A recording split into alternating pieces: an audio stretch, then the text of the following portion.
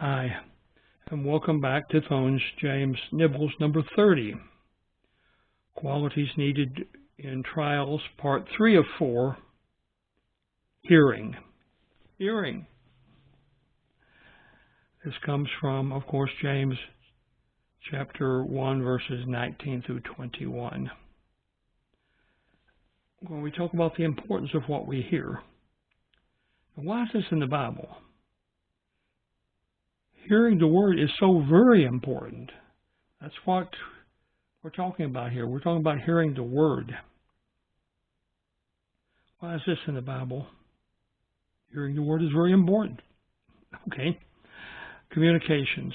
Listen to all the gospel.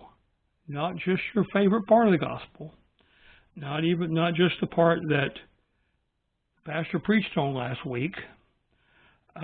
Listen to all of the gospel, because there are balances and counterbalances in those lessons, those teachings, that keep us from running off the track into some heresy or other.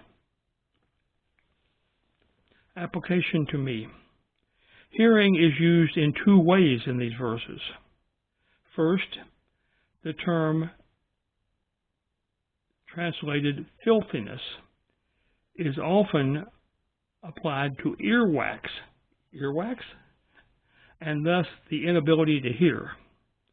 More importantly, however, the word hearing leads our thoughts to the duty of discipleship, and thus taking every opportunity to hear God's word, and thus be focused in His word as we go out to evangelize the world. And this is difficult sometimes.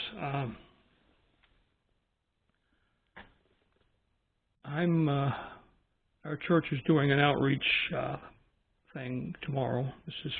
I'm recording this on a Friday, and to Saturday morning we're going out into our neighborhood and talking to people about the Lord. And we need to be focused on that. We need to be focused on the Word. And we need to be focused on what we should be doing and what we should not be doing. And that's how we represent God in the way. He is perfect, and so He never makes a mistake in how to react to a given word or a given situation. But we are imperfect, so we must remain focused on what it is that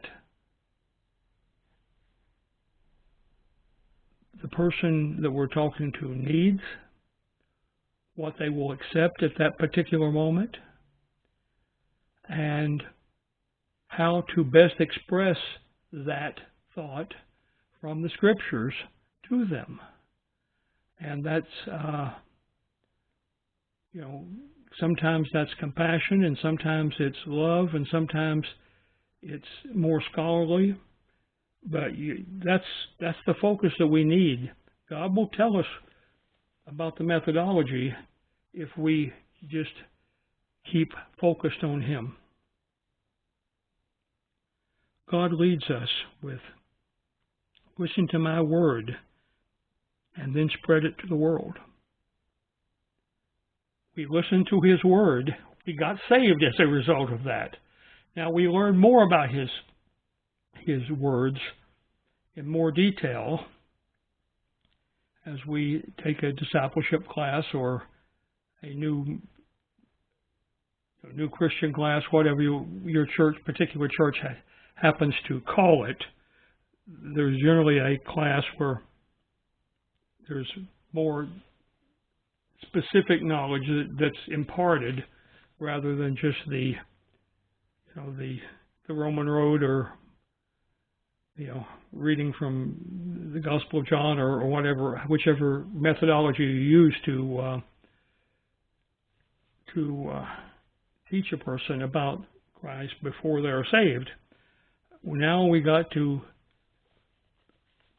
give them the nitty-gritty details so that they can begin to become more serious themselves as well. You know, it's a very exciting moment for them, and it well should be. But then what? And that's what we have to worry about, is the then what at that point. Do they, what do they understand? Do they misunderstand something I just said? Are they going to misunderstand the thing that the pastor says next week? And so on. There is a learning process necessary, and then we spread it to the world.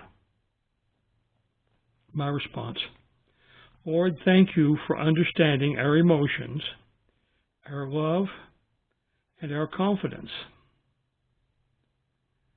The simplicity of your word makes it even ever so easy to represent. Witnessing is a joyful undertaking, and if it is not a joyful undertaking to you, then perhaps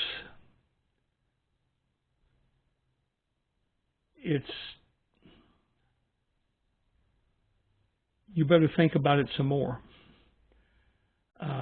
Admittedly, witnessing to strangers can be a little emotionally taxing. You are sort of don't know,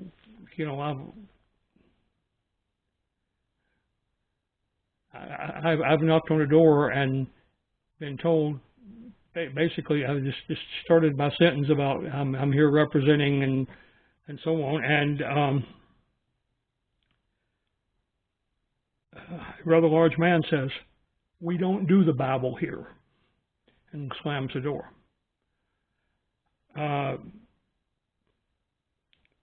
That was not a victory in Jesus, but it was some sort of initial encounter, which maybe later will come back to this person. But anyway, it should be a joyful undertaking, and it usually is, but you also have to be ready to have the door slammed in your face. That's what I'm saying. Or someone being quietly polite to you and just shaking their head at the end. That happens too. But that's not what we're about. What we're about is spreading the gospel. And that includes people who are ready to jump over the line and be saved at that moment. But it also includes people who aren't even close to even thinking about it. And, the average person needs about 7 or 8 approaches before they may get serious about the Lord. And just consider yourself, hey, I'm number 3 or whatever in this process. I mean, he at least knew to say Bible. But anyway, that's the process, and I will. I guess I'm a little bit off the track, but it is a difficult thing sometimes.